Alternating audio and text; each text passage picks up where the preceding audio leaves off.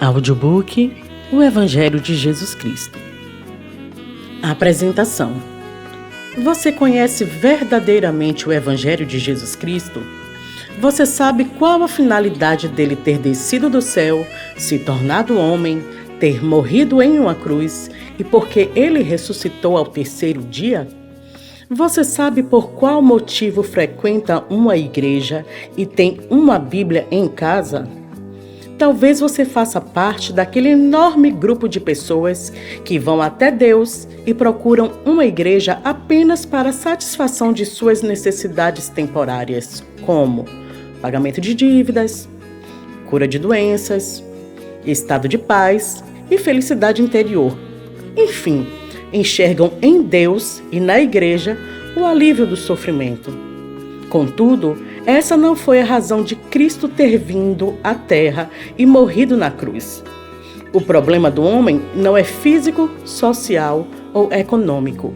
O problema é espiritual. O problema do homem é definido em uma palavra: pecado. A Bíblia diz que todos pecaram e a consequência do pecado é a morte eterna, ou seja, a condenação ao inferno. Romanos 3, versículo 23, Romanos 6, versículo 23. A única solução verdadeira para o problema do ser humano é a boa notícia do Evangelho de Jesus Cristo. Foi por isso que Cristo morreu e é disso que este livro trata: o caminho para a salvação de sua alma. Através da leitura dele, você vai conhecer a Deus, o estado do homem em sua criação, a queda no pecado e suas trágicas consequências, e a única solução de salvação proveniente do amor divino, expressa no Santo Evangelho. Aconselho a você que tem preocupação com seu estado eterno a iniciar esta leitura imediatamente. Só lhe deu glória. Paulo Júnior, dezembro de 2022. O Evangelho de Jesus Cristo. A mensagem central do cristianismo é o Evangelho de Jesus Cristo. A palavra evangelho significa boas novas.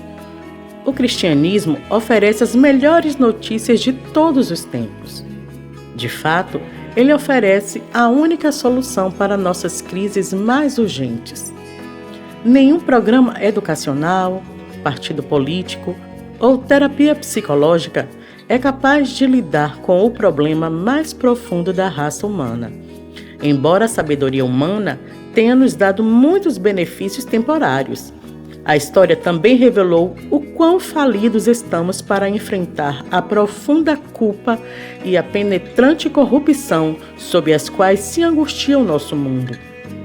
O Evangelho anuncia as boas novas da vinda de Cristo Jesus. Há aproximadamente 2000 anos, durante o auge do Império Romano, Deus enviou o seu Filho na história humana a fim de salvar pessoas de todas as nações de seus pecados e misérias. Cristo foi concebido pelo Espírito de Deus no ventre de uma virgem e nasceu Jesus de Nazaré, o Deus homem. Jesus veio para carregar os pecados dos homens e mulheres caídos e para oferecer sua vida como um sacrifício em nosso lugar. A sua morte satisfez as exigências da justiça de Deus contra os pecadores e tornou possível que um Deus justo os perdoasse.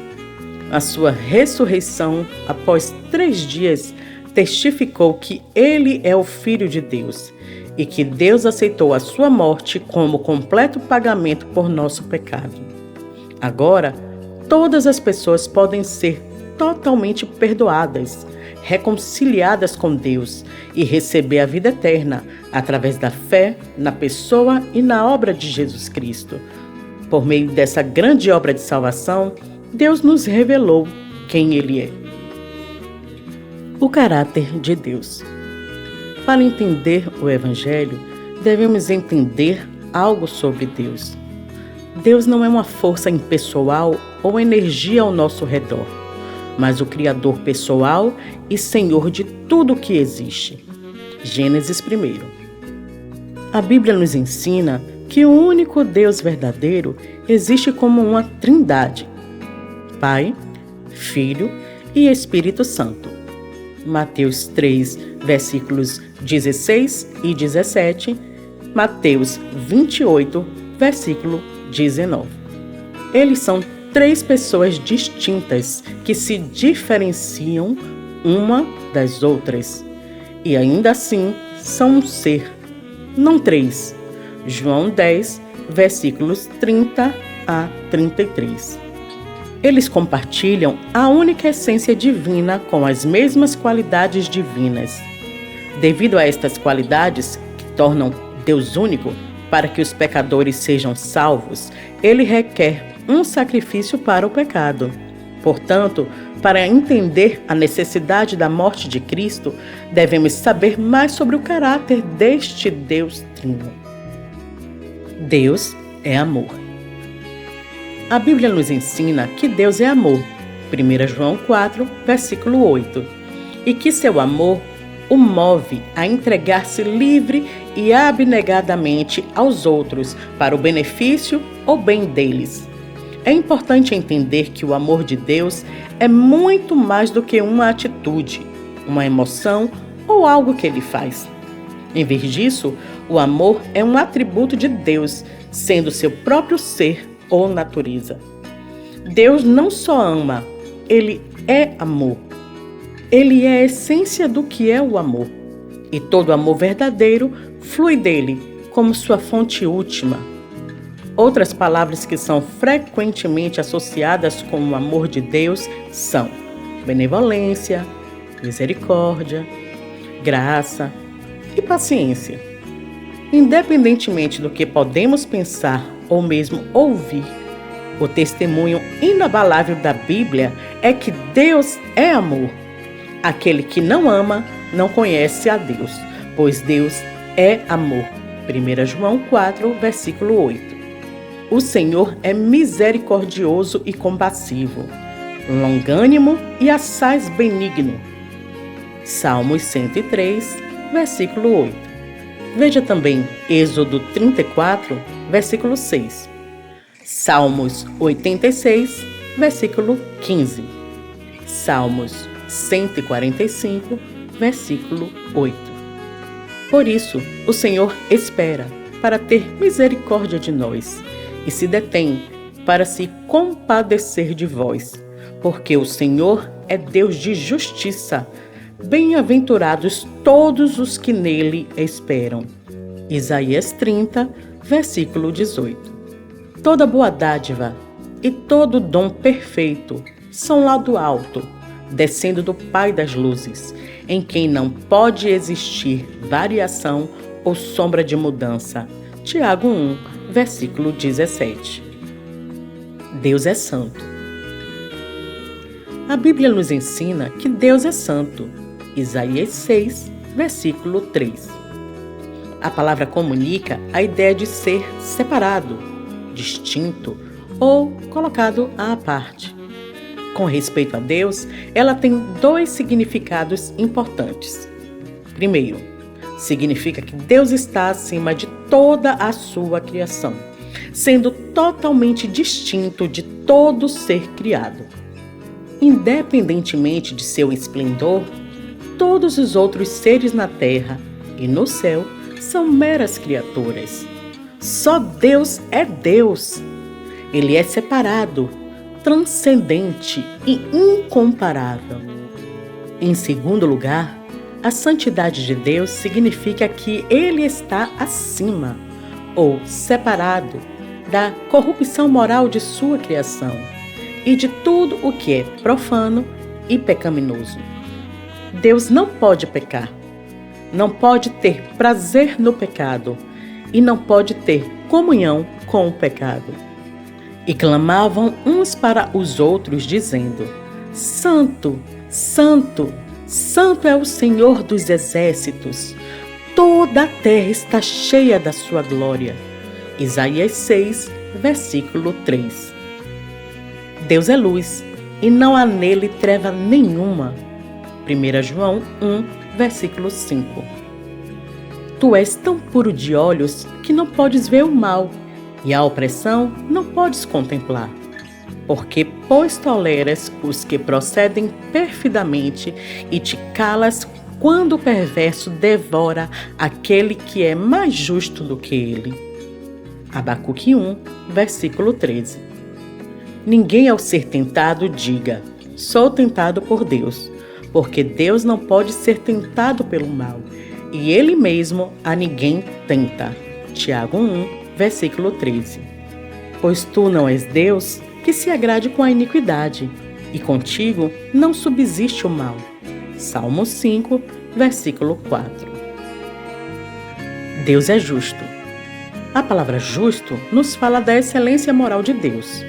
De acordo com a Bíblia, Deus é um ser absolutamente justo e age sempre de uma forma que é perfeitamente consistente com quem Ele é. Não há nada de errado ou incorreto na natureza de Deus ou em suas obras.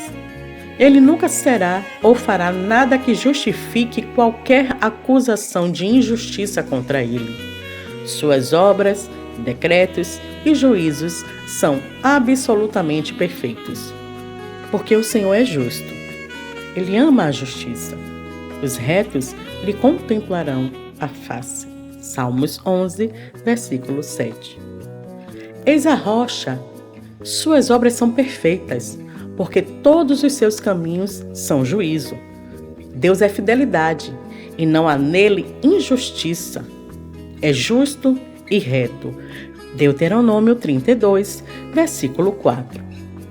A justiça de Deus não apenas descreve seu caráter, mas também a relação dele com a sua criação, especialmente com a humanidade. De acordo com a Bíblia, Deus revelou sua vontade a todos os povos através de sua criação. Romanos 1, versículo 20 e 32. E também através de suas consciências. Romanos 2, versículo 14 a 16. Ele se revelou mais claramente por meio da sua palavra, a Bíblia. Salmo 19, versículo 7 a 11. E julgará cada pessoa de acordo com o padrão que tem sido revelado a eles. Virá um dia em que Deus julgará a todos de acordo com os mais estritos padrões de justiça e equidade, recompensando o bem que é feito e castigando o mal. Mas o Senhor permanece no seu trono eternamente, trono que erigiu para julgar. Ele mesmo julga o mundo com justiça, administra os povos com retidão. Salmo 9, versículos 7 e 8. Porque Deus há de trazer a juízo todas as obras, até as que estão escondidas, quer sejam boas, quer sejam más. Eclesiastes 12, versículo 14. Veja também Provérbios 5, 21. Provérbios 15, versículo 3. Hebreus 4, versículo 13. Eu, o Senhor, esquadrinho o coração. Eu provo os pensamentos, e isto para dar a cada um segundo o seu proceder, segundo o fruto das suas ações. Jeremias 17, versículo 10. Ver também Hebreus 9, versículo 27. Devemos sempre reconhecer que o julgamento de Deus sobre o homem não é injusto ou cruel, mas é uma consequência de seu caráter justo e uma parte necessária do seu governo. Um Deus que se recusasse a julgar a maldade não seria amoroso, bom ou justo. Uma criação onde a perversidade não fosse contida e julgada, logo se autodestruiria. Você já conheceu esse Deus? Uma coisa é falar de Deus, outra bem diferente é encontrar sua glória na Bíblia.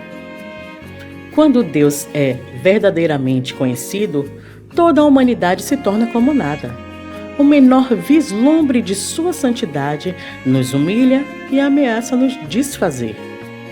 Mesmo em nossa condição original e imaculada, como Deus nos fez no princípio, éramos meras imagens e servos, e Ele era o Deus Todo-Poderoso. No entanto, desde então, decaímos para uma condição muito mais rebaixada por causa de nosso pecado contra Ele. O caráter da humanidade. Para compreender e estimar o Evangelho, devemos não apenas entender algo sobre o caráter de Deus, mas também algo sobre o nosso caráter.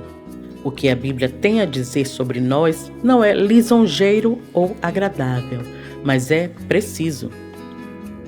A humanidade está moralmente corrompida. Antes de cair no pecado, o estado original do homem era nobre, mas a presente condição do homem é desesperadora. A Bíblia nos ensina que, embora a humanidade tenha sido criada boa, Gênesis 1, versículo 26 e versículo 31, todos os seres humanos sofrem de morte espiritual. Efésios 2, versículo 1. Nós somos, por natureza, moralmente corruptos, inclinados para o mal e hostis para com o Deus justo. Eis o que tão somente achei, que Deus fez o homem reto, mas ele se meteu em muitas astúcias. Eclesiastes 7, versículo 29. Enganoso é o coração, mais do que todas as coisas, e desesperadamente corrupto. Quem o conhecerá? Jeremias 17, versículo 9. Porque do coração procedem maus desígnios, homicídios, adultérios, prostituição, furtos, falsos testemunhos, blasfêmias. Mateus 15, versículo 19. Mas todos nós somos como o imundo, e todas as nossas justiças como trapo da imundícia. Todos nós murchamos como a folha, e as nossas iniquidades como um vento nos arrebatam. Isaías 64, versículo 6. Por isso, o pendor da carne é inimizade contra Deus, pois não está sujeito à lei de Deus, nem mesmo pode estar. Romanos 8, versículo 7. Os versículos bíblicos que você leu podem até ofendê-lo, mas suas acusações contra a humanidade, entretanto, são atestadas em cada página da história. Além disso, se for honesto consigo, você admitirá que a verdade presente nesses versos também é confirmada por seus pensamentos, palavras e atos, que violam continuamente a santa lei dos 10 mandamentos de Deus. Êxodo 20, versículo 1 a 17. Vê também Mateus 5, versículo 21 a 48. Culpados e condenados. A Bíblia ensina que nossa corrupção moral interna nos leva a cometer atos contra o padrão justo de um Deus santo, justo e amoroso. Todos nós, sem exceção, somos pecadores, tanto por natureza como pelos atos que cometemos. Todos nós somos culpados e inexcusáveis diante de Deus, pois todos pecaram e carecem da glória de Deus. Romanos 3, versículo 23. Pois não há homem que não peque. 1 Reis 8, versículo 46. Como está escrito: não há justo, nenhum sequer, não há quem entenda, não há quem busque a Deus, todos se extraviaram, a uma se fizeram inúteis, não há quem faça o bem, não há nenhum sequer. Romanos 3, versículo 10 a 12.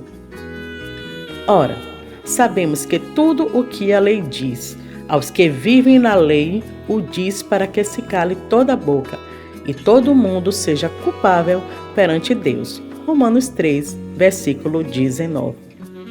Se observares, Senhor, iniquidades, quem, Senhor, subsistirá?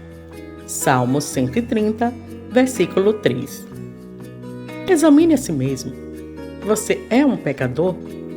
Esta não é uma pergunta se você comete alguns erros, nem se trata de simplesmente reconhecer que você fez algumas coisas erradas. A questão é: Você reconhece que tem um coração pecador e um histórico de quebrar as leis de Deus? Não dê desculpas. Não finja que você é uma pessoa basicamente boa. Se você o fizer, então Jesus não tem nada para você, pois ele veio para os pecadores. Entretanto, se você reconhecer seu pecado com tristeza, então a sabedoria de Deus soluciona o seu grande problema de uma maneira incrível. O grande dilema. É reconfortante saber que Deus é santo e justo. Seria aterrorizador se o governante onipotente do universo fosse maldoso. Para a razão humana, no entanto, a bondade absoluta de Deus também é perturbadora. Se Deus é bom, o que Ele vai fazer com aqueles de nós que não o são? O que um Deus bom e justo fará com os seres humanos que são egocêntricos, inclinados ao mal e desobedientes? Se o juiz de toda a terra lida conosco baseado na justiça, ele não deveria condenar a todos nós? Estas perguntas nos levam ao maior de todos os dilemas religiosos e filosóficos. Como Deus pode ser justo, mas perdoar aqueles que deveriam ser justamente condenados? Como Deus pode ser santo, mas ao mesmo tempo se fazer amigo daqueles que são maus? Qualquer um que justifique os maus é uma abominação para o Senhor. Provérbios 17, versículo 15. Como então o Senhor pode justificar pecadores como nós e ainda ser justo? Romanos 3, versículo 26. A resposta de Deus ao nosso dilema. Se Deus agir de acordo com sua justiça, então o pecador deve ser condenado. Se Deus perdoar o pecador, então sua justiça será comprometida. A resposta a este, que é o maior de todos os dilemas, só pode ser encontrada no Evangelho. Em sua justiça, Deus condenou a humanidade e exigiu total satisfação por nossos crimes contra ele. Em seu amor, Deus tomou sobre si a humanidade, suportou o nosso pecado, sofreu a pena que merecíamos e morreu em nosso lugar. O mesmo Deus cuja justiça exigiu o pagamento por nosso pecado, fez a satisfação completa por ele, oferecendo-se em nosso lugar.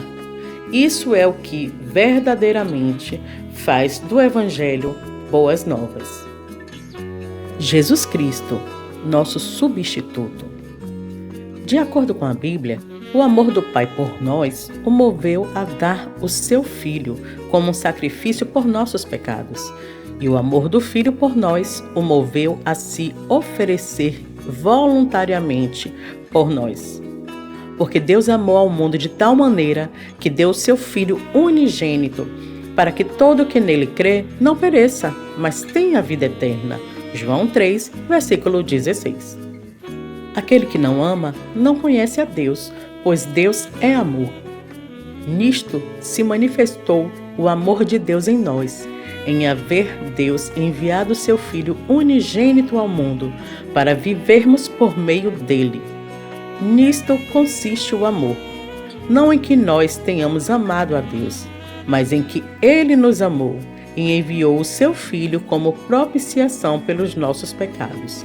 1 João 4, versículo 8 a 10. Jesus disse: ninguém tem maior amor do que este, de dar a alguém a própria vida em favor dos seus amigos. João 15, versículo 13. A cruz. Na cruz do Calvário, Jesus Cristo, o Filho de Deus, ofereceu a si mesmo como um sacrifício pelo pecado de seu povo. A maioria dos historiadores considera que a cruz foi o instrumento de tortura mais cruel que a humanidade já concebeu.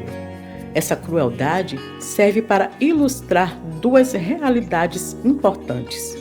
Primeira, essa crueldade ilustra a grandeza de nossa hostilidade para com Deus. Deus amou tanto o mundo que deu seu único filho, e o mundo odiou tanto a Deus que o submeteu à pior forma de tortura e morte. Segunda, ilustra a grandeza de nosso pecado contra Deus. Os nossos crimes contra Deus foram tão deploráveis e as penas contra nós tão severas que só poderiam ser pagas através do sofrimento indescritível e da morte do Filho de Deus. O sofrimento físico e a morte suportados por Cristo na cruz foram absolutamente necessários. Devemos entender, no entanto, que seu sofrimento envolveu mais do que apenas a crueldade de homens maus. Na cruz, Cristo sofreu o juízo de Deus. A justiça de Deus exigia satisfação por nossos pecados, e sua ira inflamou-se contra nós. Para satisfazer a justiça de Deus e apaziguar sua ira, era necessário que Cristo sofresse a condenação que merecíamos. Assim, ele carregou nosso pecado, tornou-se maldição em nosso lugar, foi abandonado por Deus e sofreu a completa medida da ira de Deus contra nós. Cristo levou nossos pecados. Na cruz, nossos pecados foram imputados a Cristo. Isso significa que Deus colocou nossos pecados na conta de Cristo e os considerou dele. Consequentemente, Cristo foi declarado judicialmente culpado perante o trono de Deus e foi tratado como culpado. Todos nós andávamos desgarrados como ovelhas.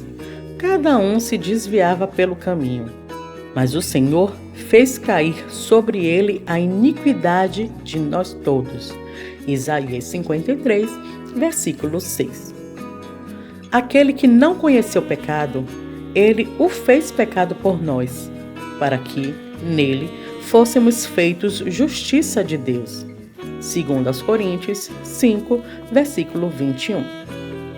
Cristo sofreu nossa maldição. Ser amaldiçoado por Deus é tornar-se objeto do seu desagrado e condenação. Todos nós estávamos sob a maldição de Deus por causa do nosso pecado. Para nos salvar da maldição, Cristo se tornou maldição por nós e sofreu o julgamento de Deus em nosso lugar. Ele nos redimiu, o que significa que ele pagou o preço para satisfazer a justiça divina, a fim de que todos os que creem nele sejam livres. Todos quantos, pois, são das obras da lei, estão debaixo de maldição, porque está escrito: maldito todo aquele que não permanece em todas as coisas escritas no livro da lei para praticá-las. Gálatas 3, versículo 10. Cristo nos resgatou da maldição da lei, fazendo-se ele próprio maldição em nosso lugar, porque está escrito: maldito todo aquele que for pendurado em madeiro. Gálatas 3, versículo 13. Cristo foi abandonado por Deus em nosso lugar. Um dos resultados mais aterrorizantes do nosso pecado é a alienação de Deus, ser afastado de sua presença favorável e comunhão. Mas as vossas iniquidades fazem separação entre vós e o vosso Deus, e os vossos pecados encobrem o seu rosto de vós, para que vos não ouça. Isaías 59, versículo 2. Para nos salvar desta separação eterna, Cristo carregou nossos pecados no Calvário e, em nosso lugar, foi abandonado por Deus.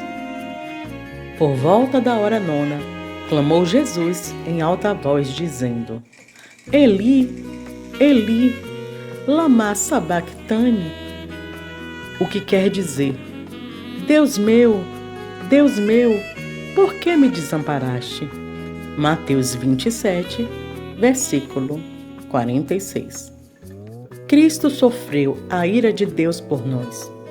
A Bíblia nos ensina que Deus está zangado com o homem por causa de sua constante maldade, embora esta seja uma verdade impopular. O Salmo 7, versículo 11 declara: Deus é justo juiz, Deus que sente indignação todos os dias. A ira de Deus não é uma emoção incontrolável, irracional ou egoísta, mas o resultado de sua santidade, retidão e amor por tudo o que é bom. Deus odeia o pecado e age com uma ira terrível e muitas vezes violenta contra ele. Se o homem é objeto da ira de Deus, é porque ele escolheu desafiar a soberania de Deus, violar a sua vontade e entregar-se ao mal. Uma vez que todos os homens são culpados do pecado, eles merecem a ira de Deus. Em amor, no entanto, Cristo tomou o cálice da ira de Deus que nós merecíamos.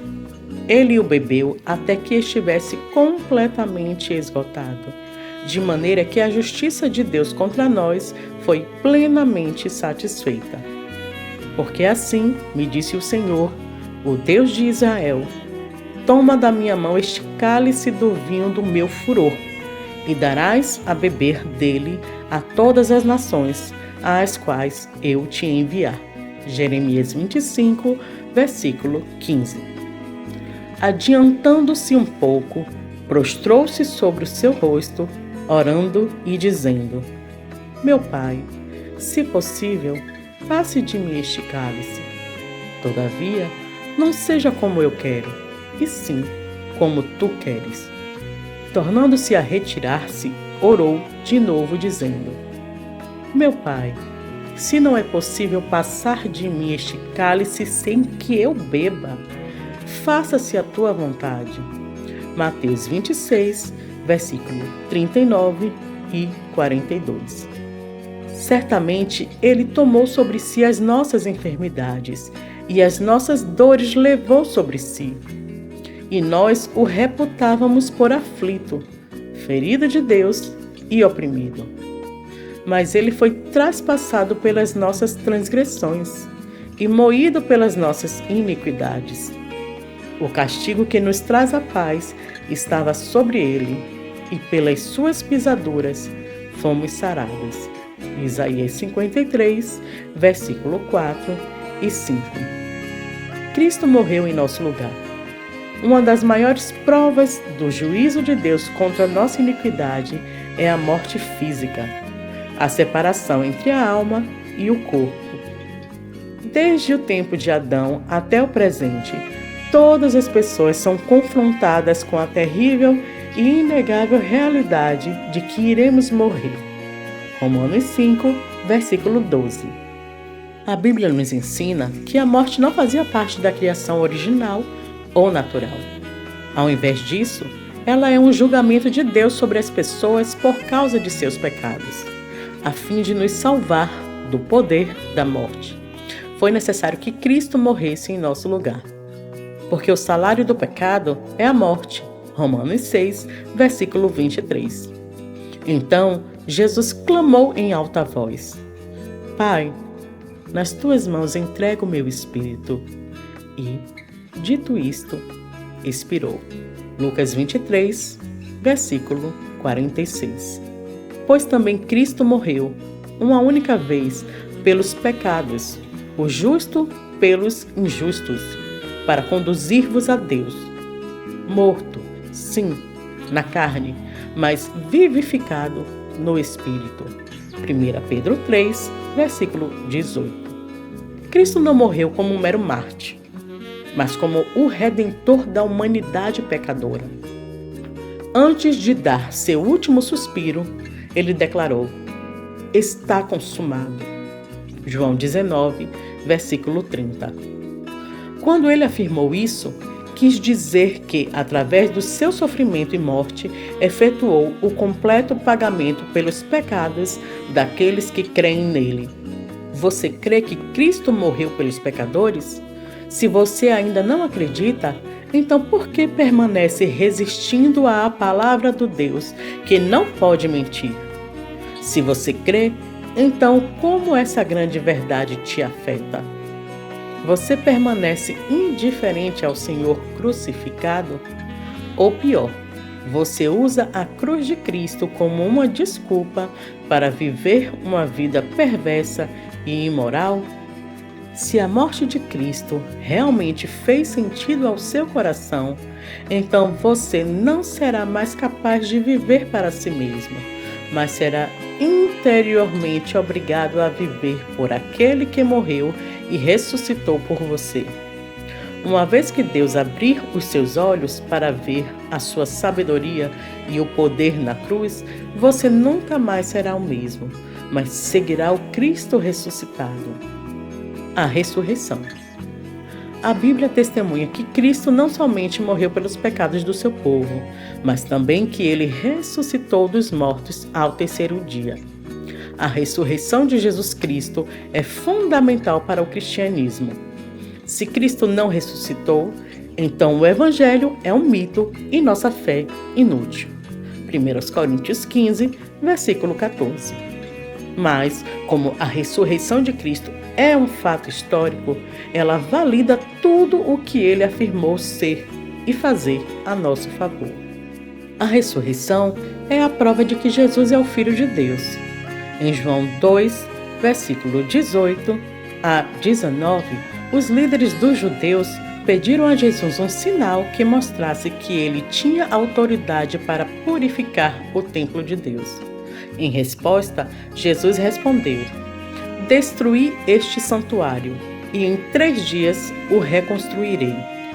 Em Romanos 1, versículo 4, o apóstolo Paulo escreveu que Jesus foi designado Filho de Deus com poder, segundo o Espírito de Santidade, pela ressurreição dos mortos. Isso não significa que Jesus se tornou Filho na ressurreição, mas que a ressurreição foi a comprovação do Pai de que Jesus era o eterno Filho de Deus. A ressurreição é a prova de que Deus aceitou a morte de Cristo como completo pagamento por nossos pecados. Romanos 4, versículo 25, diz que Cristo foi entregue por causa das nossas transgressões e ressuscitou por causa da nossa justificação. O significado do texto é que Deus ressuscitou Jesus Cristo, porque a morte dele satisfez a justiça divina e assegurou o perdão e o direito de permanecer diante de Deus. Justificação. A ressurreição é a prova da futura ressurreição do crente. Em João 11, versículo 25, Jesus declarou: "Eu sou a ressurreição e a vida. Quem crê em mim, ainda que morra, viverá." Essa promessa teria se provado nula e vazia se Cristo tivesse permanecido no túmulo. A sua autoridade sobre a morte foi demonstrada em sua própria ressurreição. Isso prova que ele tem o poder de levar à vida todos os que creem nele. Em 1 Coríntios 6, versículo 14, o apóstolo Paulo escreveu: "Deus ressuscitou o Senhor e também nos ressuscitará a nós pelo seu poder." A ressurreição é a prova de que o mundo tem um Senhor e um juiz. A Bíblia nos ensina que Cristo não só ressuscitou para a vida, mas que Deus o exaltou para ser Senhor e juiz sobre toda a criação. No primeiro sermão pregado após a ressurreição, o apóstolo Pedro declarou aos judeus: "Esteja absolutamente certa, pois toda a casa de Israel, de que a este Jesus que vós crucificastes, Deus o fez Senhor e Cristo." Atos 2, versículo 36. O apóstolo Paulo também declarou essa verdade: "Pelo que também Deus o exaltou sobremaneira, e lhe deu um nome que está acima de todo nome, para que ao nome de Jesus se dobre todo o joelho, nos céus, na terra e debaixo da terra." Filipenses 2, versículo 9 e 10. Ora, não levou Deus em conta os tempos da ignorância. Agora, porém, notifica aos homens que todos, em toda parte, se arrependam, porquanto estabeleceu um dia em que há de julgar o mundo com justiça, por meio de um varão que destinou e acreditou diante de todos, ressuscitando dentre os mortos. Atos 17, versículo 30 e 31. A boa notícia da ressurreição nos mostra que o cristianismo não é apenas uma lista de regras ou uma filosofia de vida. Não é apenas algo para se debater ou sobre o que se posicionar. No coração do cristianismo está a pessoa viva de Jesus Cristo. O Senhor Jesus fala hoje através de sua palavra, a Bíblia, e salva poderosamente os pecadores. Você o conhece? Ele já o salvou pela gloriosa consumação da sua morte e ressurreição, a consumação de Cristo. Um pouco antes de sua morte, Cristo declarou: "Está consumado." João 19, versículo 30. Essa breve afirmação foi a declaração de vitória de Cristo. Por sua morte, ele realizou tudo o que era necessário para a salvação da humanidade. As exigências da justiça de Deus contra nós foram satisfeitas e sua ira foi apaziguada. Deus é justo e justificador das pessoas ímpias. Romanos 3, versículo 26. Na cruz de Cristo encontraram-se a graça e a verdade. A justiça e a paz se beijaram. Salmo 85, versículo 10. Agora, o perdão e a justificação estão disponíveis a todos através da fé na pessoa e obra de Cristo. Justificados, pois, mediante a fé, temos paz com Deus por meio de nosso Senhor Jesus Cristo. Agora, pois, já nenhuma condenação há para os que estão em Cristo Jesus. Romanos 5, versículo 1. Romanos 8, versículo 1. Respondeu-lhe Jesus: "Eu sou o caminho e a verdade e a vida. Ninguém vem ao Pai senão por mim." João 14, versículo 6. E não há salvação em nenhum outro, porque abaixo do céu não existe nenhum outro nome dado entre os homens pelo qual importa que sejamos salvos. Atos 4, versículo 12. Porquanto há um só Deus e um só mediador entre Deus e os homens, Cristo Jesus, homem. 1 Timóteo 2, versículo 5. Nossa resposta. Tendo considerado a obra de Deus em favor da humanidade pecadora, precisamos agora perguntar como devemos responder para nos beneficiarmos de tão grande salvação, ou o que necessitamos fazer para sermos salvos. A Bíblia exige duas coisas de todos os homens. Primeira, que eles se arrependam dos seus pecados. E segunda, que confiem na pessoa e obra de Jesus Cristo. Jesus Cristo disse: "O tempo está cumprido e o reino de Deus está próximo. Arrependei-vos e crede no Evangelho." Marcos 1, versículo 15. O apóstolo Paulo estava testificando tanto a judeus como a gregos o arrependimento para com Deus e a fé em nosso Senhor Jesus. Atos 20, versículo 21. Arrependimento. O arrependimento é um dom de Deus. Atos 11, versículo 18.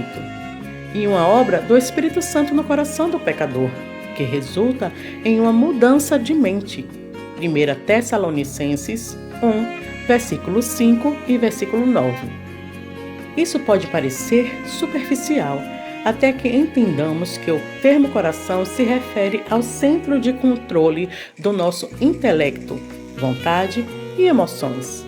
Por essa razão, uma mudança de mente sempre será comprovada como genuína através de mudanças reais em nossas atitudes e conduta. Um exemplo maravilhoso de arrependimento é encontrado na vida de Saulo de Tarso, mais tarde conhecido como Apóstolo Paulo. Em sua ignorância e incredulidade, ele pensava que Jesus de Nazaré não era mais do que um impostor, um blasfemador, e que todos os que o seguiam eram inimigos de Deus e dignos de morte. Atos 9, versículo 1 e 2. 1 Timóteo 1, versículo 13. No entanto, em seu caminho para Damasco, Saulo foi confrontado pelo Cristo ressurreto. Atos 9, versículo 3 a 8. E descobriu que havia se enganado a respeito dele. Ele pensava que Jesus era um blasfemador, até descobrir que ele era o Filho de Deus, o Messias prometido e o Salvador do mundo. Ele pensava que a justiça era conquistada através da obediência da lei, até descobrir que não havia nada de bom nele. Romanos 7, versículo 18, e que a salvação foi um dom de Deus. Efésios 2, 8 e 9. Ele pensava que os discípulos de Jesus eram os inimigos de Israel e indignos de viver. Atos 8, versículo 1. Até descobrir que ele estava perseguindo o verdadeiro Israel. Gálatas 6, versículo 16. E matando os filhos e filhas do Deus vivo. Romanos 8, versículo 14 e 15. Por meio de um encontro com Cristo Jesus, Saulo de Tarso, o orgulhoso, autoconfiante, hipócrita, fariseu, percebeu estar completamente errado. Ele se arrependeu e imediatamente começou a proclamar Jesus nas sinagogas, dizendo: "Este é o Filho de Deus." Atos 9, versículo 18 a 22. A notícia se espalhou por todas as igrejas da Judeia, de que aquele que antes nos perseguia, agora prega a fé que outrora procurava destruir. Gálatas 1, 22 e 23. A mudança de mentalidade de Paulo levou a uma transformação em todas as demais coisas. Mudanças em nosso pensamento. O arrependimento envolve uma mudança de mentalidade, que leva a um reconhecimento de que o que Deus diz é verdade e que nós sempre estivemos errados. Pois eu conheço as minhas transgressões e o meu pecado está sempre diante de mim. Pequei contra ti somente, e fiz o que é mal perante os teus olhos, de maneira que serás tido por justo no teu falar e puro no teu julgar. Salmo 51, versículo 3 e 4. Orei ao Senhor, meu Deus, confessei e disse: "Ah, Senhor, Deus grande e temível, que guardas a aliança e a misericórdia para os que te amam e guardam os teus mandamentos. Temos pecado e cometido iniquidades. Procedemos perversamente e fomos rebeldes, apartando-nos dos teus mandamentos e dos teus juízos." Daniel 9, versículo 4 e 5. Mudanças em nossas emoções. Um reconhecimento genuíno da nossa culpa e pecaminosidade também levará à verdadeira contrição, vergonha e até ódio pelo que nós nos tornamos e fizemos. Começamos a desprezar com um profundo senso de vergonha e remorso o pecado que um dia amamos. Ali vos lembrareis dos vossos caminhos e de todos os vossos feitos com que vos contaminastes, e tereis nojo de vós mesmos, por todas as vossas iniquidades que tendes cometido. Ezequiel 20, versículo 43. Porque nem mesmo compreendo o meu próprio modo de agir, pois não faço o que prefiro, e sim o que detesto. Desventurado homem que sou, quem me livrará do corpo desta morte? Romanos 7, versículo 15 e 24. Agora me alegro não porque fostes contristados, mas porque fostes contristados para arrependimento, pois fostes contristados segundo Deus, para que, de nossa parte, nenhum dano sofresseis. 2 Coríntios 7, versículo 9. Sacrifícios agradáveis a Deus são o espírito quebrantado, coração compungido e contrito, não desprezarás, ó Deus. Salmos 51, versículo 17. Mudanças em nossas ações.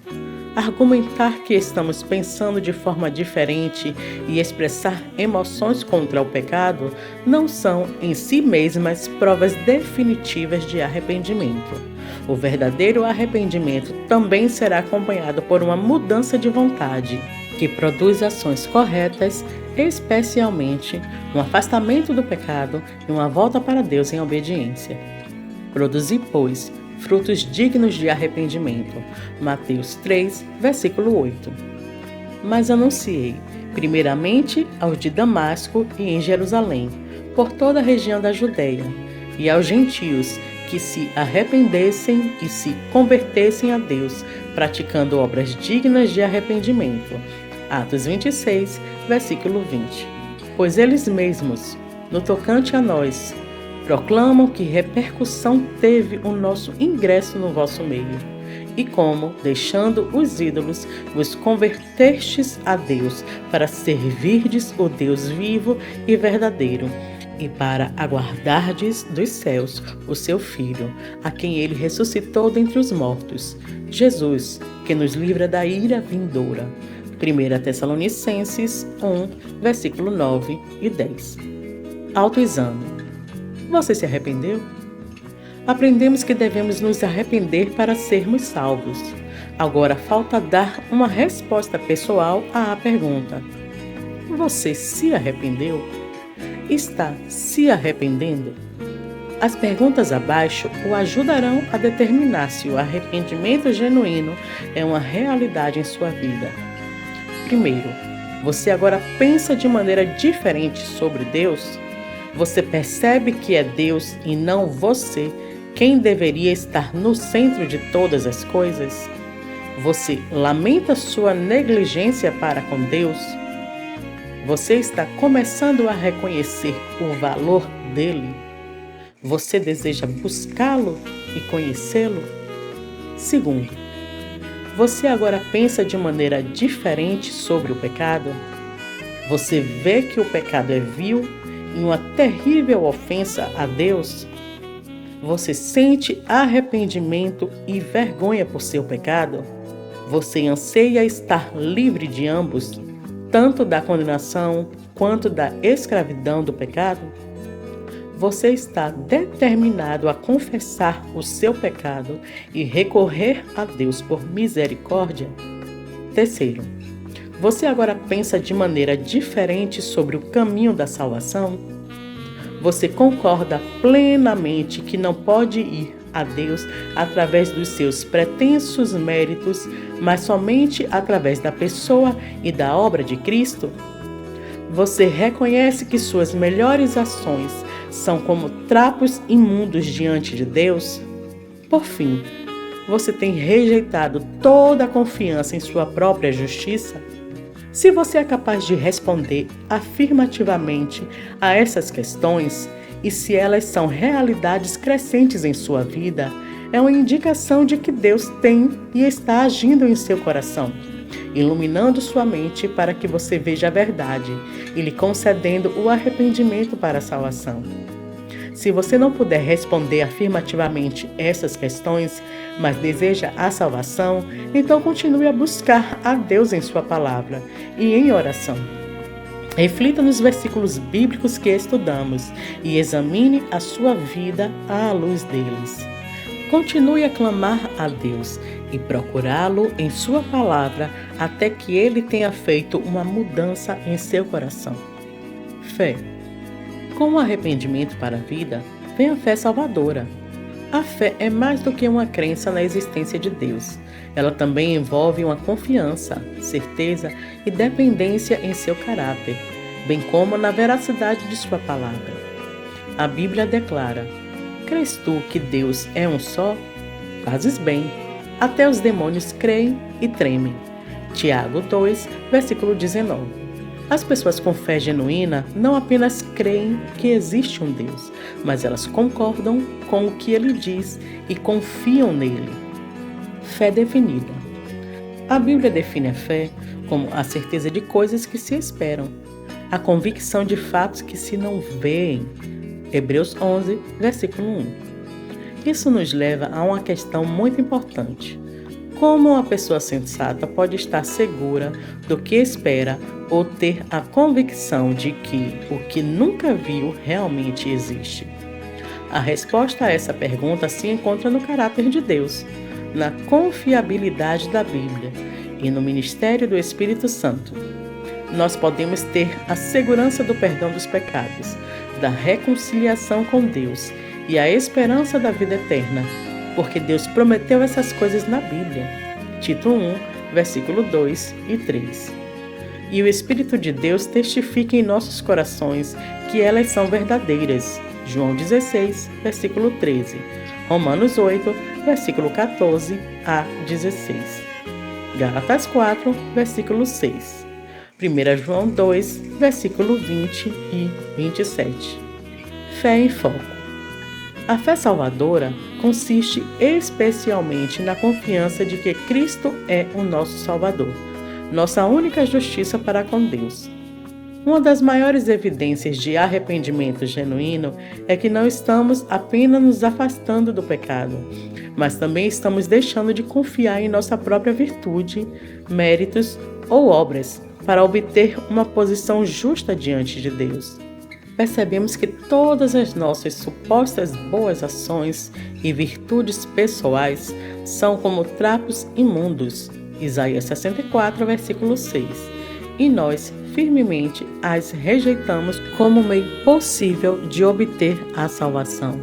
Sabemos que, se quisermos nos reconciliar com Deus, não será por resultado das nossas obras para com Ele, mas como resultado de seu grande trabalho por nós através de Jesus Cristo. Concordamos, sem reservas, com os seguintes versículos bíblicos. Sabendo, contudo, que o homem não é justificado por obras da lei, e sim mediante a fé em Cristo Jesus.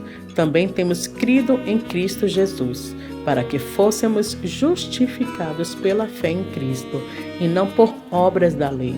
Pois, por obras da lei, ninguém será justificado. Gálatas 2, versículo 16. Ora, ao que trabalha, o salário não é considerado como favor, e sim como dívida. Mas, ao que não trabalha, porém crê naquele que justifica o ímpio, a sua fé lhe é atribuída como justiça. Romanos 4, 4 e 5. Porque pela graça sois salvos, mediante a fé. E isto não vem de vós, é dom de Deus, não de obras, para que ninguém se glorie. Efésios 2, versículo 8 e 9. Fé ilustrada. Por meio da vida de Abraão, a Bíblia nos oferece uma maravilhosa ilustração da fé genuína. Quando Abraão e sua esposa Sara estavam muito além da idade de terem filhos, Deus lhes prometeu um filho. Em resposta a essa promessa, a Bíblia declara que Abraão estava plenamente convicto de que ele era poderoso para cumprir o que prometera. Romanos 4, versículo 21. Abraão creu em Deus, e isso lhe foi creditado como justiça. Romanos 4, versículo 3. Com relação ao Evangelho, a fé genuína envolve crer e confiar no que Deus revelou sobre si mesmo, sobre nós e sobre a sua obra de salvação através da vida, morte e ressurreição de Jesus Cristo. Crer é estar plenamente seguro de que o que Deus prometeu através de Jesus Cristo, Ele está realmente disposto e é capaz de realizar. Os seguintes versículos bíblicos são um bom exemplo do que Deus prometeu. Porque Deus amou ao mundo de tal maneira que deu o seu Filho unigênito, para que todo que nele crê não pereça, mas tenha a vida eterna. João 3, versículo 16. Mas a todos quantos o receberam, deu-lhes o poder de serem feitos filhos de Deus, a saber, aos que creem no seu nome. João 1, versículo 12. Em verdade vos digo, quem ouve a minha palavra e crê naquele que me enviou, tem a vida eterna. Não entra em juízo, mas passou da morte para a vida. João 5, versículo 24. Autoexame. Você crê? Devemos crer em Jesus Cristo para sermos salvos. A pergunta que ainda resta ser respondida é pessoal. Você acredita nisso? Você crê, confia e depende da pessoa e da obra de Jesus Cristo? As perguntas abaixo o ajudarão a determinar se a fé genuína é uma realidade em sua vida. Primeiro, você está convencido de que a salvação não se encontra em nenhum outro nome, exceto no de Jesus Cristo? Você está convencido de que são falsas as reivindicações de todos os outros profetas e salvadores? Você confia seu eterno bem-estar ao poder e à fidelidade somente de uma pessoa, Jesus de Nazaré? Segundo, você está convencido de que a salvação não é o resultado de sua própria virtude ou mérito? Você está convencido de que até mesmo seus mais justos atos são como trapos de imundícia diante de Deus? Você está convencido de que a salvação pelas obras é totalmente ineficaz? Terceiro, você deposita toda a sua confiança no Filho de Deus para salvá-lo dos seus pecados? Você está dependendo dele para ensiná-lo a verdade da Bíblia, para perdoar seus pecados pelo seu sangue e para mudar seu coração através do Espírito dele? Se você é capaz de responder afirmativamente essas perguntas, é uma indicação de que Deus tem e está trabalhando em seu coração, iluminando a sua mente para que você entenda a verdade e possa crer para a salvação. Se você não puder responder afirmativamente essas perguntas, mas deseja a salvação, então continue buscando a Deus em sua palavra, a Bíblia, e através da oração. Reconsidere as promessas que temos estudado e examine sua vida à luz delas. Continue a clamar a Deus para que Ele supere a sua descrença e o salve. A Bíblia promete: todo aquele que invocar o nome do Senhor será salvo. Romanos 10, versículo 13. Continue a buscá-lo em sua palavra, até que o Espírito de Deus te dê a garantia de que você é um filho de Deus. O próprio Espírito testifica com o nosso Espírito que somos filhos de Deus. Romanos 8, versículo 16. E, porque vós sois filhos, enviou Deus ao nosso coração o Espírito de seu Filho, que clama: Abba, Pai. Gálatas 4, versículo 6. A segurança da salvação. Jesus advertiu que nem todos que afirmam ser cristãos ou mesmo o confessam como Senhor entrarão no reino dos céus. Mateus 7, versículo 21. No dia do juízo, muitos ficarão horrorizados ao saber que foram enganados e que Cristo nunca os conheceu. Mateus 7, versículo 23. Esse fato inquietante nos leva a uma questão muito importante. Como podemos saber que realmente cremos e que temos a vida eterna?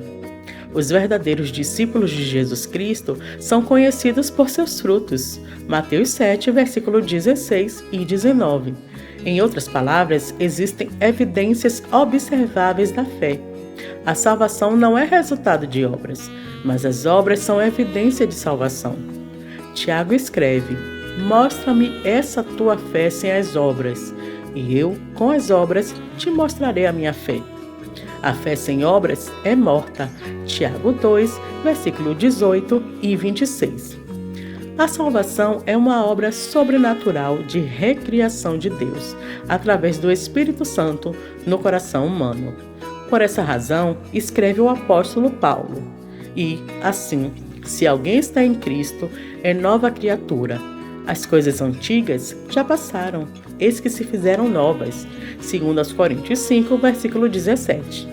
Se realmente cremos em Cristo, então realmente somos novas criaturas, com novos desejos que nos levam a querer conhecer a Deus e agradá-lo. Por causa disso, começaremos a viver uma vida que reflete cada vez mais a obra divina de salvação em nós. Isso não significa que a salvação é pela fé e pelas obras, ou que nos manteremos salvos pelo que fizermos. Isso significa simplesmente que o novo nascimento, João 3, versículo 3 e 5, e a obra contínua de Deus em nossas vidas, Efésios 2, versículo 10, Filipenses 1, versículo 6, Filipenses 2, versículo 13 e 14, garantirá que refletiremos as evidências de sermos filhos de Deus. Como cristãos, teremos grandes lutas contra o pecado e podemos até cair em pecados graves por algum tempo. Porém, se nascemos de novo, não poderemos permanecer em tal condição, mas nos arrependeremos e continuaremos a crescer em conformidade com Cristo. Isso é garantido porque o Deus que começou uma boa obra em nós a completará. Filipenses 1, versículo 6. Evidências da conversão. A Bíblia nos ensina que os cristãos devem examinar ou testar a si mesmos para ver se eles estão na fé, segundo aos Coríntios 13, versículo 5. Porém, para que tal exame seja correto, é preciso ter um padrão verdadeiro. Não é prudente julgar a nós mesmos de acordo com nossas próprias opiniões ou com as dos outros. A palavra de Deus é o único padrão adequado para julgar a genuinidade de nossa fé, para que possamos crescer na certeza da nossa salvação. Há um livro na Bíblia escrito especificamente para esse propósito, 1 João. João escreveu: "Estas coisas vos escrevi, a fim de saberdes que tendes a vida eterna, a vós outros que credes em o nome do Filho de Deus." 1 João 5, versículo 13. Primeiramente, João expõe várias características que serão encontradas, em alguma medida, na vida de todo verdadeiro cristão. À medida em que essas características se tornam evidentes em nossas próprias vidas, podemos ter a certeza de que realmente conhecemos Cristo e estamos sendo transformados por seu poder.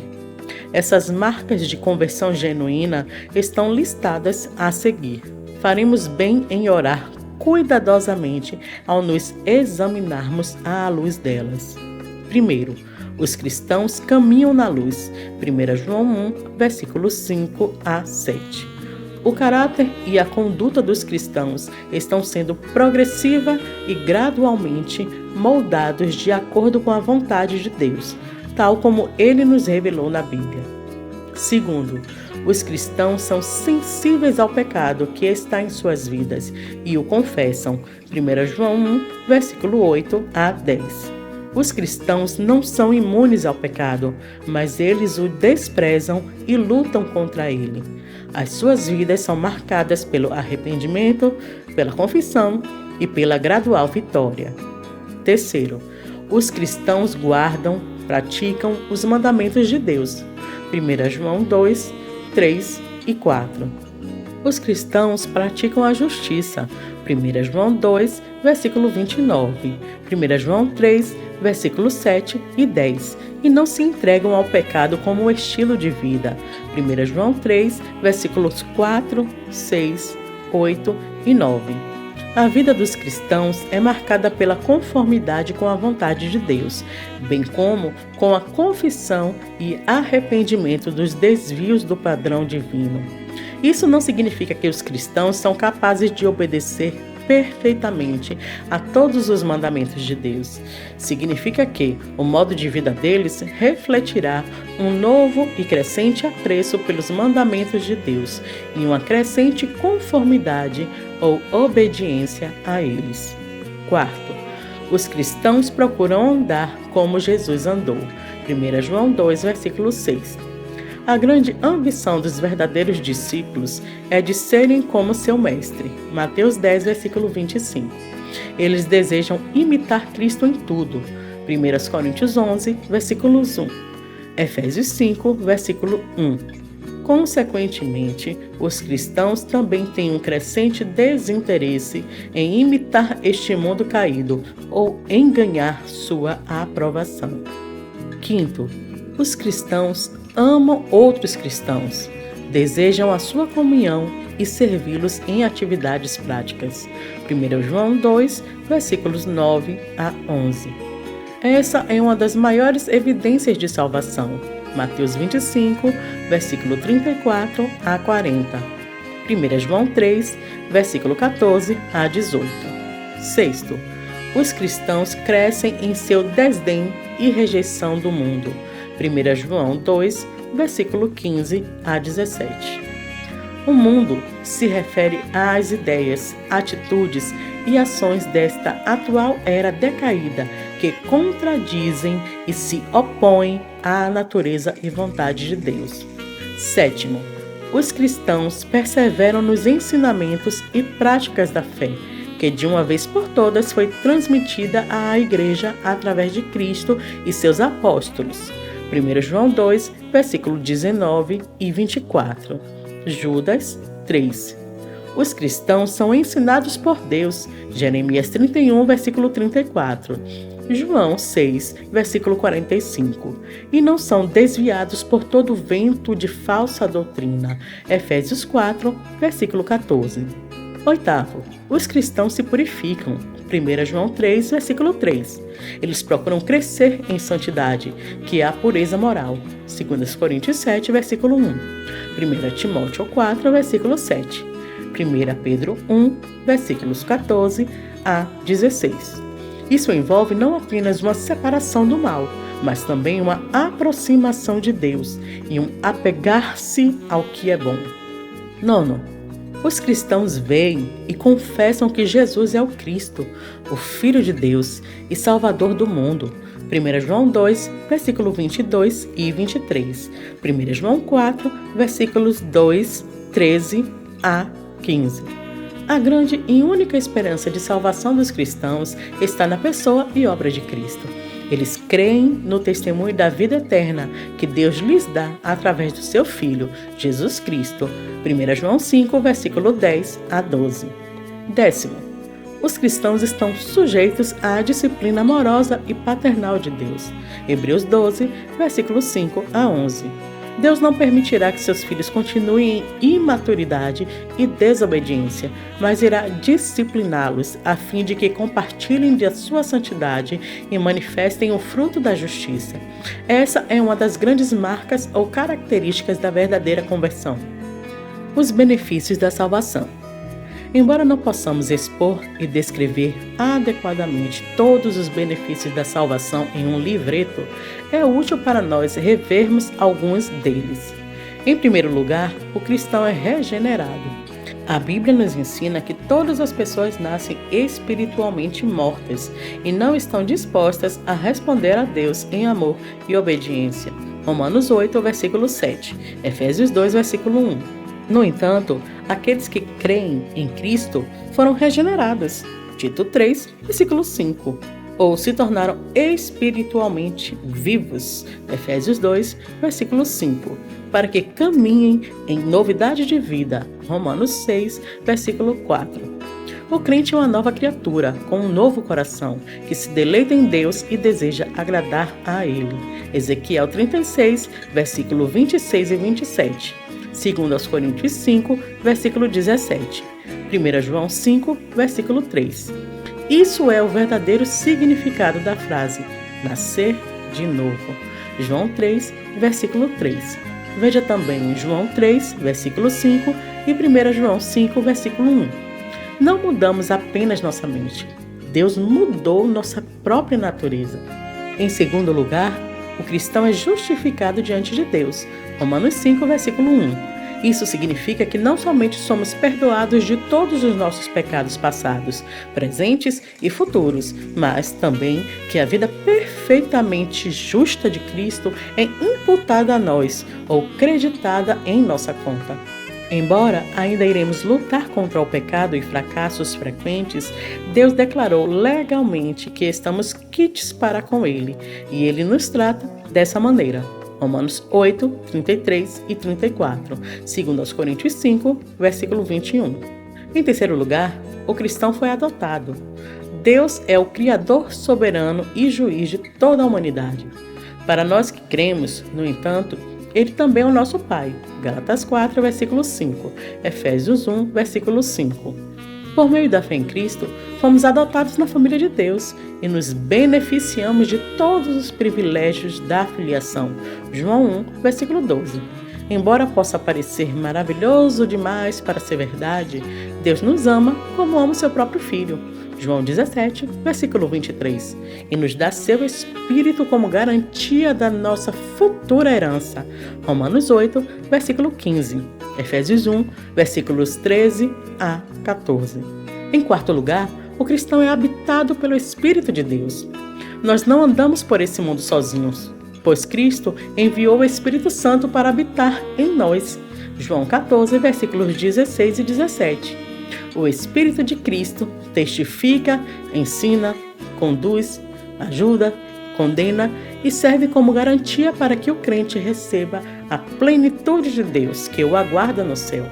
João 14, versículo 16. João 15, versículo 26. João 16, versículos 7 e 8.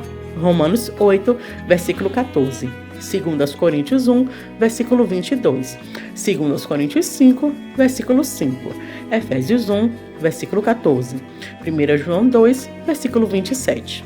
Por meio da pessoa do Espírito Santo, Jesus Cristo continua a ser nosso Emanuel, o que significa Deus conosco. Isaías 7, versículo 14, Mateus 1, versículo 23. Em quinto lugar, o cristão recebeu a vida eterna. É importante compreender que a vida eterna começa para nós quando cremos em Jesus Cristo. João 5, versículo 24. A vida eterna é mais do que uma ilimitada quantidade de vida sem fim. É também uma qualidade ilimitada de vida em comunhão com Deus. Jesus disse: "E a vida eterna é esta, que te conheçam a ti, o único Deus verdadeiro, e a Jesus Cristo, a quem enviaste." João 17, versículo 3. Em sexto lugar, o cristão é a nova criação de Deus. Uma das maiores evidências de que Deus nos justificou é que Ele continua a nos santificar. Ou seja, Ele opera em nossas vidas para nos tornar santos. A Bíblia nos ensina que Deus está dirigindo todas as coisas em nossas vidas, até mesmo sua disciplina, de modo que seremos conformados com a imagem de Cristo e faremos as boas obras que Ele preparou de antemão para nós. Romanos 8, 28 e 29. Efésios 2, versículo 10. Hebreus 12, versículos 5 e 11. Que privilégio saber que Deus será incansável na obra de nossa transformação.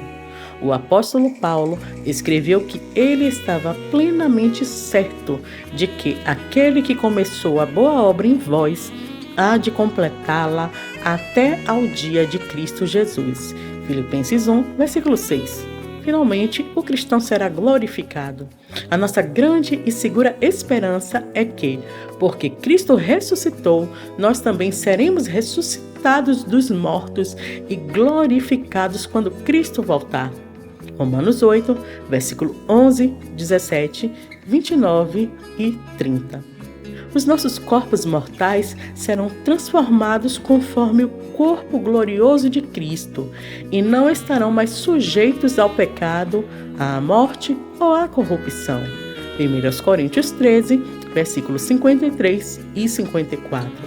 Filipenses 3, versículo 20 e 21. 1 Tessalonicenses 4, versículo 16 e 17. Estaremos para sempre com o Senhor em um novo céu e uma nova terra, na qual somente a justiça habitará. João 14, versículo 2, 1 Tessalonicenses 4, versículo 17, 2 Pedro 3, versículo 13, Apocalipse 21, versículo 1 a 4 e 22 a 27. Então, como devemos viver? A Bíblia nos chama a viver de uma maneira digna de nosso chamado. Efésios 4, versículo 1. Para crescermos em conformidade à imagem de Cristo. Romanos 8, versículo 29. E para caminharmos nas boas obras que Deus nos preparou para realizarmos. Efésios 2, versículo 10. Em resposta às misericórdias de Deus, devemos apresentar nossas vidas a Deus como sacrifícios vivos, santos e agradáveis para Ele. Romanos 12, versículo 1 e 2. As seguintes diretrizes e práticas são extraídas da Bíblia, a fim de nos ajudar nessa jornada magnífica. Estudo da Bíblia. Devemos crescer em nosso conhecimento de Deus, em nosso conhecimento de tudo o que Ele fez por nós em Cristo e em nosso conhecimento de Sua vontade para nossas vidas. Devemos ser fortalecidos em nossa fé, encorajados em nossa obediência e conformados à imagem de Deus. Isso somente pode ser realizado através da leitura, estudo, memorização e obediência à Bíblia. A Bíblia é inspirada por Deus e é proveitosa para ensinar, repreender, corrigir e treinar na justiça. 2 Timóteo 3, versículo 15 a 17. Por este motivo, devemos ser diligentes para conhecer suas verdades e aplicá-las em nossas vidas. 2 Timóteo 2, versículo 15. Jesus disse: "Não só de pão viverá o homem, mas de toda a palavra que procede da boca de Deus." Mateus 4, versículo 4. Dedicação à oração. Deus fala conosco através da Bíblia e nós falamos com Deus através da oração. Nada podemos fazer por nós mesmos. João 15, versículo 4 e 5. Mas podemos nos tornar frutíferos ao depender do poder de Cristo e ao tornar nossas necessidades conhecidas a Ele em oração. João 15, versículos 7 e 8. A Bíblia é abundante em ensinamentos sobre a necessidade da oração, os benefícios da oração e as promessas de Deus a todos os que oram. Mateus 7, versículo 7 a 11, Lucas 11, versículo 1 a 13, Tiago 4, versículo 2.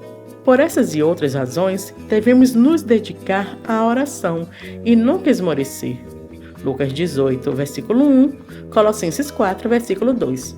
Oração é ter comunhão e conversar com Deus.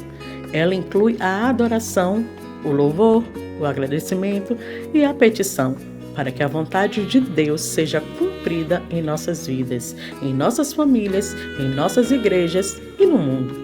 Orar é pedir que Deus atenda às nossas necessidades de acordo com a sua sabedoria, bem como confessar o pecado e pedir força espiritual para vencê-lo. Uma das melhores maneiras de aprender a orar é estudar as orações da Bíblia. Uma das formas mais úteis é a oração modelo, encontrada em Mateus 6, versículo 9 a 13. Identificação pública com Cristo através do batismo. Somos salvos somente pela fé, mas Cristo ordena que aqueles que creem identifiquem-se publicamente com Ele e seu povo através do batismo. Mateus 28, versículos 18 a 20. Atos 8, versículos 36 a 38. Membresia em uma igreja bíblica. É a vontade de Deus que todos os verdadeiros crentes se unam a uma comunidade de crentes que pensam da mesma maneira. Hebreus 10, versículos 23 a 25. Algumas características de uma igreja bíblica são as seguintes: um compromisso com a inerrância e a suficiência da Bíblia, uma apreciação da verdade bíblica e uma paixão por pregá-la e ensiná-la, uma fidelidade ao cristianismo ortodoxo e trinitário, tal como é encontrado nas confissões de fé clássicas procedentes da Reforma. Uma visão elevada de Deus e um reconhecimento da pecaminosidade e da necessidade de salvação do homem. A convicção de que Cristo e seu Evangelho são centrais e preeminentes na fé cristã. Uma compreensão bíblica da conversão que leva ao arrependimento, fé e santidade. Uma dedicação ao culto bíblico no temor a Deus, em contraste ao entretenimento ou ao emocionalismo. Liderança constituída de homens santos, humildes e capazes de ensinar, que dão suas vidas pelos crentes sob seu cuidado e exercem disciplina pastoral sobre eles. Um compromisso com o aconselhamento bíblico e a disciplina da igreja. Uma busca genuína por semelhança com Cristo, santidade e amor, com o reconhecimento de suas próprias deficiências e uma recusa em se exaltar sobre outras igrejas sãs e fiéis. Um verdadeiro e exemplar compromisso com o evangelismo e as missões. Uma dependência de Deus manifestada em reuniões fervorosas e regulares de oração. Crescimento em santificação. A Bíblia nos ensina que a santificação, nosso crescimento pessoal em santidade, por semelhança com Cristo, é a vontade de Deus. 1 Tessalonicenses 4, versículo 3. Hebreus 12, versículo 14. 1 Pedro 1, versículo 14 a 16. Para que isso se torne uma realidade em nossas vidas, devemos buscar a Deus através da leitura da Bíblia, oração, comunhão com crentes piedosos e a abstenção das coisas pecaminosas deste mundo, para não nos contaminarmos com elas. 2 Coríntios 6, versículo 14. 2 Coríntios 7, versículo 1. Servir na igreja local. A Bíblia nos ensina que todo crente é parte de um sacerdócio real. 1 Pedro 2, versículo 9. Cada um de nós recebeu dons espirituais, habilidades, que devem ser usados para a edificação da igreja local. Romanos 12, versículo 4 a 8. 1 Coríntios 12, versículo 4 a 7. Não devemos meramente nos unir a uma igreja bíblica, mas devemos servir na igreja local de acordo com nossas habilidades. O ministério na igreja não é limitado aos pastores ou presbíteros. Os pastores devem treinar todos os membros da igreja para a obra do ministério. Efésios 4, versículo 11 e 12. Servir no evangelismo e nas missões. É a vontade de Deus que o Evangelho de Jesus Cristo seja pregado a todas as nações e a cada pessoa debaixo do céu. Marcos 16, versículo 15. Lucas 24, versículo 47. Essa ordem de Cristo foi chamada de Grande Comissão. Mateus 28, versículos 18 a 20. E cada cristão está comprometido com essa tarefa de acordo com os seus dons. Isso também inclui cuidar dos cristãos que são perseguidos por causa da fé, ajudar aqueles que sofrem necessidades e fazer obras de caridade para aqueles que não creem. Mateus 25, versículo 31 a 46. Gálatas 6, versículo 10. Hebreus 13, versículo 3 e versículo 16. Tiago 1, versículo 27. Nossa esperança e oração por você. O mesmo Deus da paz vos santifique em tudo, e o vosso espírito, alma e corpo sejam conservados íntegros e irrepreensíveis na vinda de nosso Senhor Jesus Cristo.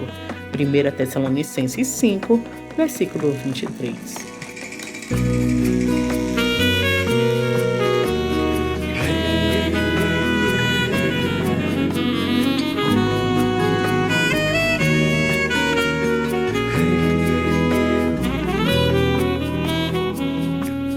Já dá pra ver alguém que lhe estende a mão. Só falta você ficar em silêncio então. Perceber que não está sozinho. Tem alguém cruzando o seu caminho, mudando a direção.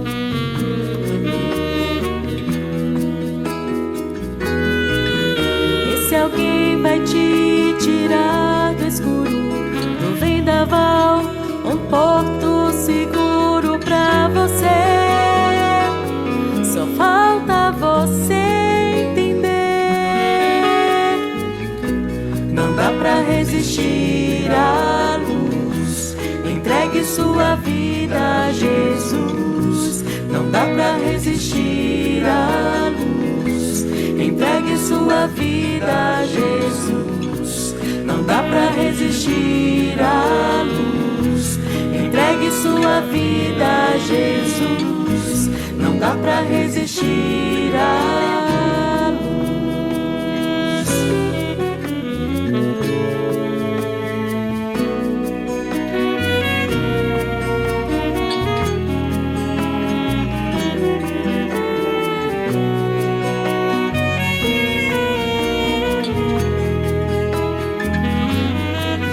Dá pra ver alguém que lhe estende a mão. Só falta você ficar em silêncio então.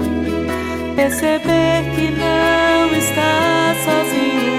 Tem alguém cruzando o seu caminho, mudando a direção.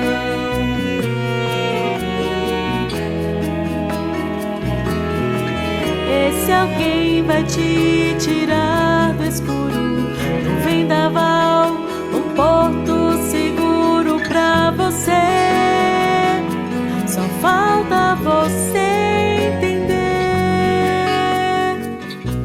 Não dá pra resistir à luz. Entregue sua vida a Jesus. Não dá pra resistir à luz. Entregue sua vida a Jesus. Não dá pra resistir à luz. Entregue sua vida a Jesus. Não dá pra resistir à luz.